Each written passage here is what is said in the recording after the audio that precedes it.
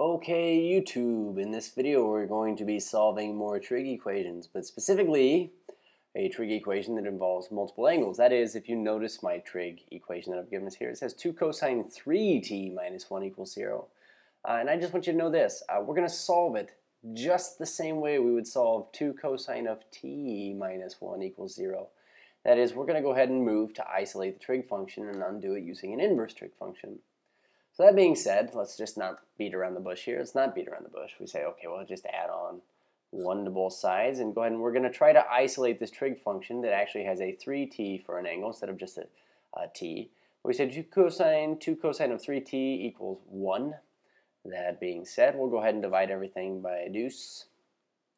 Gone and gone. So now we have cosine of this angle, which happens to be a 3t, is equal to a half. So now, to undo our cosine, much like in every one of my other videos here, we say we're going to undo the trig function using its inverse trig function. So we say we'll do cosine inverse of both sides, canceling out the cosine on the left, and leaving us with just 3t on the left. And we say 3t equals cosine inverse of a half. So now, we want to list all of the angles that give us a cosine value of a half.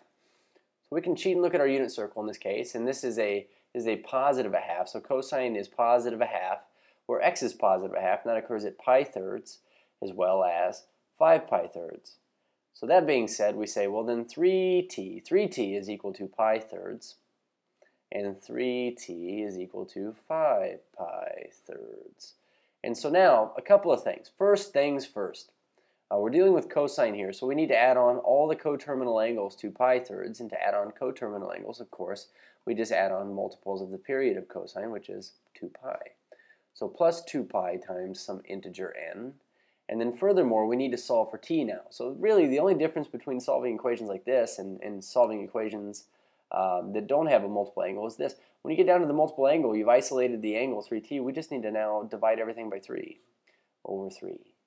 Over 3, over 3. So now, in this first instance, we get just t equals a third of pi thirds, which is pi ninths. And then here we could just say plus 2 pi thirds, or 2 pi divided by 3. We'll just throw the n off to the side. And then we say, okay, so t in this instance here, we say, well, 5 pi thirds divided by 3, that's 5 pi ninths. And we say plus, and the kicker is this, you should get the same thing that you've gotten up here. Yeah. So anyways, we'd say, well then, these are the solutions to this equation. We can check these by plugging them back in, and they totally work. But again, just keep in mind, the only difference between solving a normal trig equation like the one we've listed up here and the one that we've listed right here with multiple angles is that once you've isolated the angle, that is this 3t, and come up with solutions as you generally would, we need to isolate it even further by dividing out the coefficient of that angle. So enjoy.